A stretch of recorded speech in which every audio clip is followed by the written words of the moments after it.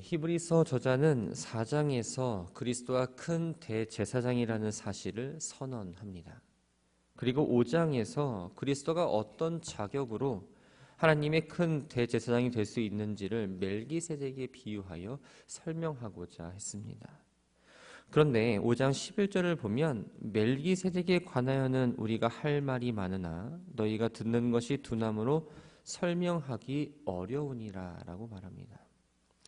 개종한 유대인들은 신앙생활을 오래 했음에도 불구하고 영적으로 성장하지 못했습니다. 말씀을 듣는 것에 관심이 없었고 귀는 물론이고 마음까지 닫혀 있어서 말씀이 무엇을 의미하는지에 대한 관심도 또한 들은 말씀을 삶에 적용하려는 열의도 없었습니다. 당연히 그리스도에 대한 깊이 있는 지식을 갖지 못했고 또 외부적으로 박해를 받다 보니 유대교로 돌아가려는 유혹이 흔들리기도 했고 믿음을 시험받고 있었습니다. 그래서 히브리서 기자는 멜기세덱에 대한 설명을 중단하고 이 신앙생활에 한 것에 비해서 아직도 영적으로 성장하지 못하고 무감각해 있는 그들을 책망하고 영적으로 성장해야 한다고 이야기합니다. 그리고 오늘 본문은 중단되었던 멜기세덱에 대해서 다시 설명을 이어가면서 멜기세덱이 레위지파 제사장들보다 우월하다는 사실을 먼저 언급하고 있습니다. 1절부터 3절까지의 말씀을 보면 예수님의 그림자라고 할 수 있는 멜기세덱이 어떤 사람인지에 대해서 설명을 합니다. 먼저 1절을 보면 멜기세덱은 살렘 왕이요 지극히 높으신 하나님의 제사장이요 여러 왕을 쳐서 죽이고 돌아오는 아브라함을 만나 복을 빈 자라고 소개합니다. 이 멜기세덱이라는 인물은 창세기 14장에서 처음 등장합니다. 그런데 사전에 어떤 언급도 없이 또 족보에 대한 소개도 없이 갑자기 나타나죠. 멜기세덱은 살렘 왕으로 살렘은 평강을 의미하는 예루살렘의 옛 지명입니다. 즉 멜기세덱은 고대 예루살렘의 왕이었던 셈입니다.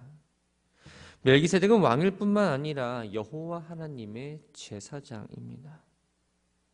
본문에서 지극히 높으신 하나님의 제사장이라고 부르는 이유는 멜기세덱을 거짓 신들을 섬기는 제사장들과는 구별하고 특정 민족의 하나님이 아니라 모든 사람과 관계를 맺으시는 하나님을 섬기는 제사장이라는 사실을 나타내기 위해서였습니다. 이스라엘 역사를 보면 왕은 유다 지파에서 배출되었고 제사장직은 레위 지파가 담당합니다. 그런데 종교와 정치가 정확하게 분리되지 않은 이 고대 사회에서는 왕이 제사장직을 겸하여 수행했습니다.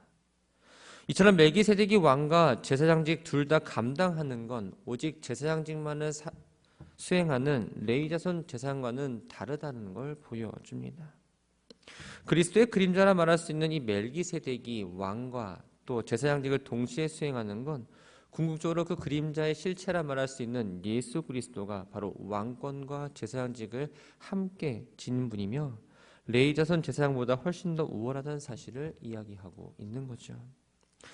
창세기 14장을 보면 사건 하나가 소개됩니다. 엘라만 그돌라오멜과 연합한 4명의 왕들이 소돔과 고모라를 치고 아브라함의 조카 롯을 포함한 여러 사람들을 포로로 잡아갑니다. 그때 아브라함이 가병 318명을 이끌고 뒤쫓아가서 그들을 치고 포로들과 재물을 다시 되찾아오죠. 멜기세덱은 떡과 포도주를 가지고 나와서 아브라함을 만나서 축복했고 아브라함은 되찾아온 재산 가운데의 10분의 1을 멜기세덱에 바치게 됩니다. 2절을 보면 멜기세덱이라는 이름을 해석하고 있는데 먼저는 의의 왕이요 그 다음은 살렘 왕 곧 평강의 왕이라고 말합니다. 이 멜기세덱에서 멜기라는 단어는 왕을 의미하고 세덱은 의를 뜻합니다. 이 두 단어를 합치면 의의 왕이 되죠. 의란 바로 공의와 정의를 뜻하는 말로 윤리적 혹 도덕적 표준을 의미합니다. 구약에서 이 표준은 바로 하나님의 성품과 뜻을 의미합니다. 여기서 한 가지 주목해야 될 건 의를 먼저 언급하고 그 다음으로 평강을 언급했다라는 사실입니다. 그것은 평강이 의보다 앞서지 못하기 때문이고 이사야 32장 17절 말씀대로 공의의 열매는 화평이요 공의의 결과는 영원한 평안과 안전이기 때문입니다. 즉 의의 결과가 바로 평강이라는 사실입니다.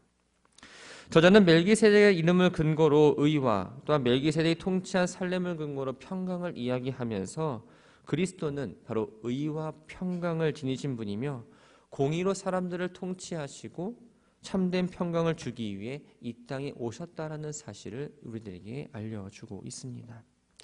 3절을 보면 멜기세덱을 아버지도 없고 어머니도 없고 또 족보도 없고 시작한 날도 없고 생명의 끝도 없다라고 말합니다. 아버지가 없다, 또 어머니가 없다, 족보가 없다라는 건 출신을 밝히기 부끄러운 천한 신분이나 혹은 법적으로 부부가 아닌 사이에서 태어난 사람을 의미합니다. 꼭 이 의미뿐만 아니라 때로는 사람이 아닌 신적 존재를 뜻하는 표현으로도 사용됩니다. 레이지파 제사장을 보면 아버지는 아론의 후손이어야 하고 어머니는 레이지파의 정숙한 여인이어야 합니다. 그런데 멜기세덱은 출생이나 사망 혹은 또 혈통이나 족보에 관한 어떠한 기록도 없습니다. 이것은 시작도 끝도 없는 존재라는 의미로 시작도 끝도 없으신 영원히 스스로 존재한다는 예수 그리스도와 닮아 있는 거죠. 즉 멜기세덱이 바로 영원한 제사장의 직분을 가지고 있다는 걸 이야기합니다. 4절부터 10절까지의 말씀을 보면 아브라함이 멜기세덱에게 11조를 바쳤다는 사실을 가지고 이 멜기세덱이 이스라엘 역사 가운데에서 제사장직을 감당하고 있던 레위 자손의 제사장들보다 우월하다는 사실을 이야기합니다. 4절을 보면 조상 아브라함도 노략물 중 10분의 1을 그에게 주었다라고 한 번 더 이야기합니다. 당시 근동 사람들은 전쟁에서 승리하고 나면 전리품을 갖고 있는데 그 전리품을 나누어 주기 전에 가장 좋은 것들을 자기들이 섬기는 신에게 바쳤습니다. 이와 비슷하게 아브라함도 자신의 조카 롯을 포로로 잡았더니 엘람 왕과 그 연합한 왕들과 전쟁을 하고 나서 얻은 전리품 가운데 가장 좋은 것들을 바로 멜기세덱에게 주었죠. 아브라함이 멜기세덱에게 10분의 1을 드린 건 성경에 나오는 바로 최초의 11조 행위였습니다. 믿음의 조상 아브라함이 멜기세덱에게 11조를 드렸다는 건 바로 멜기세덱을 하나님의 제사장이라는 사실을 본인이 인정하는 것이고 아브라함 자신보다 멜기세덱이 위에 있는 존재라는 걸 인식하고 있다는 걸 보여줍니다. 5절에 레위의 아들들 가운데에 제사장의 직분을 받은 자는 바로 레위지파 중에서도 하나님의 특별한 소명에 의해서 제사장직을 감당한으로 구별된 아론 가문의 자손들을 말합니다. 레위는 족장 이 야곱의 12아들 가운데의 세 번째 아들입니다. 이 레위는 게르손과 그앗과 무랄이라는 세 명의 아들이 있었습니다. 그러나 이들 모두는 제사장이 아니었죠. 제사장은 모세 시대부터 있었고 모세에게 이들은 바로 할아버지 뻘 되는 사람들입니다. 최초 대제사장은 레위의 둘째 아들 그앗의 자손인 바로 아론입니다. 제사장직은 아론의 아들들인 나답과 아비후와 엘르아살과 또한 이다말로 이어집니다. 그런데 이 나답과 아비후는 자식이 없이 죽었기 때문에 역대상 6장 1절부터 6절까지의 말씀을 보면 이 아론의 제사장직을 잇는 계보로 엘르아살이 이어받습니다. 그리고 비느하스와 아비수와 붓기와 우시와 스라히야와 무라역과 쭉쭉 이어져서 사도그룹까지 이어지죠. 본문에 나오는 레위 아들들 가운데에 제사장의 직분을 받은 자들이란 바로 이 아론의 아들 가운데에 엘르아살의 후손들을 말합니다. 이들 역시 아브라함의 허리에서 난 자로서 다른 이스라엘과 백성들과 마찬가지로 아브라함의 후손이죠. 민수기 18장 21절부터 32절까지의 말씀을 보면 이스라엘 백성들은 율법에 따라서 레위인들에게 11조를 바쳐야 했습니다. 그리고 레위인들은 그 받은 11조 가운데서 다시 11조를 구분하여 제사장에게 바쳐야 합니다. 레위인들이 다른 지파 사람들보다 우월해서 또 제사장들이 백성들보다 우월해서가 아닙니다. 형제로서 동등한 존재이며 단지 율법이 그렇게 명시하고 있기 때문에 율법을 따랐던 거죠. 그런데 6절을 보면 멜기세덱은 레위 족보에 속한 사람이 아니었음에도 불구하고 아브라함으로부터 11조를 받았다라고 기록하고 있습니다. 아브라함이 율법에 따라서 전리품들 가운데에 제일 좋은 것으로 10분의 1을 바친 게 아니라 스스로 자발적으로 멜기세덱에 바쳤다는 거예요. 아브라함은 단순히 개인이 아니라 그의 후손인 이스라엘 민족을 대표로 하는 사람입니다. 다시 말해 믿음의 조상 아브라함이 멜기세덱에게 11조를 바쳤다는 건 레위계통 제사장들이 조상 아브라함을 통해서 멜기세덱에게 11조를 드렸다는 것이고, 이 멜기세덱이 바로 레위계통의 제사장들보다 훨씬 더 우월하다는 사실을 간접적으로 보여주고 있습니다. 또 멜기세덱이 약속을 받은 그를 위하여 복을 빌었다고 말합니다. 약속을 받은 바로 하나님으로부터 가나안 기업과 자손 번성에 대해서 약속을 받은 아브라함을 가리킵니다. 우리가 덕담을 할 때 아랫사람이 윗사람 하는 게 아니라 윗사람이 아랫사람 하는 게 당연하듯이 축복을 베푸는 건 역시 높은 위치에 있는 사람이 낮은 위치에 있는 사람에게 하는 행위입니다. 이것은 분명한 사실이기 때문에 7절 말씀대로 논란의 여지가 없지요. 즉 하나님께 복의 약속을 받은 아브라함이 멜기세덱으로부터 축복을 받았다는 그 사실은 그 역시 아브라함이 낮은 위치에 있었다는 걸 의미합니다. 저자는 유대 그리스도인들이 가장 존경하는 인물인 아브라함을 예로 들므로써 레위계통 제사장보다 이 멜기세덱의 반차를 따른 그리스도가 훨씬 우월하다는 것을 미리 효과적으로 이야기하고 있습니다.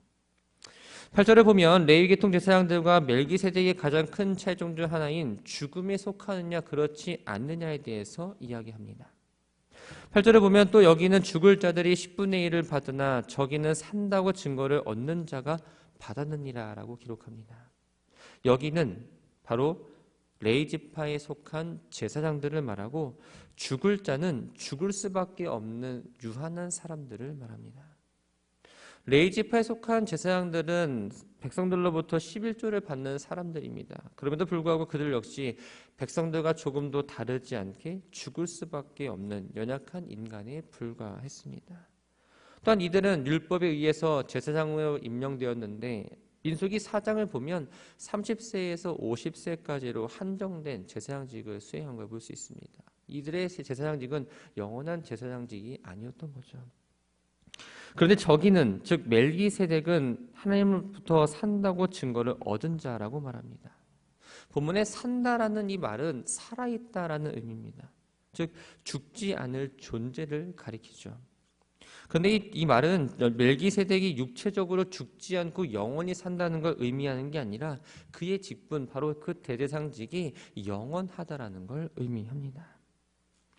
9절과 10절에서는 멜기세덱의 우월성을 아브라함의 후손인 레위인들과 연관시켜서 이야기합니다.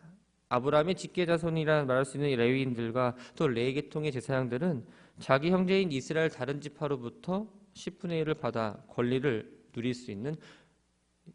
누렸습니다. 그것은 바로 율법을 통해서였죠. 그런데 저자는 아브라함이 멜기세덱에게 전리품의 10분의 1을 줄 때에 레위계통 제사장들도 멜기세덱에게 11조를 드린 것으로 지금 이야기하고 있습니다. 실제로 레위지파 제사장들이 직접적으로 멜기세덱에게 11조를 바친 건 아닙니다. 왜냐하면 아브라함이 멜기세덱에게 11조를 바칠 때는 이미 그들은 이 땅에 태어나지 않는 사람들이기 때문입니다. 그러나 레위인들의 혈통상 아브라함의 후손들이며 아브라함은 그들을 조상에 대표하기 때문에 아브라함이 멜기세덱에 바친 건 즉 제사장들 모두를 대표한 행위라고 지금 말할 수 있는 겁니다. 이러한 표현 방법을 통해서 저자는 멜기세덱이야말로 제사장 중에 제사장이고 특히 멜기세덱의 반차를 따른 그리스도는 제사장직이 그 레위 계통의 제사장보다 훨씬 더 뛰어나다는 것을 분명하게 밝히며 오늘의 말씀을 마무리합니다. 말씀을 정리합니다. 그림자는 반드시 실체가 있습니다. 오늘 본문에 나오는 멜기세덱이라는 인물은 신비로우면서도 낯설지만 예수 그리스도의 그림자로서 또한 예수 그리스도가 누군지에 대해서 우리들에게 알려줍니다. 멜기세덱 바로 살렘 왕이었고 지극히 높으신 하나님의 제사장이었듯이 하나님의 아들인 예수님은 우리를 위해 십자가를 지시고 우리 죄에 대한 중보자로 또 하나님과 우리 사이에서 대제사장이 되셨습니다.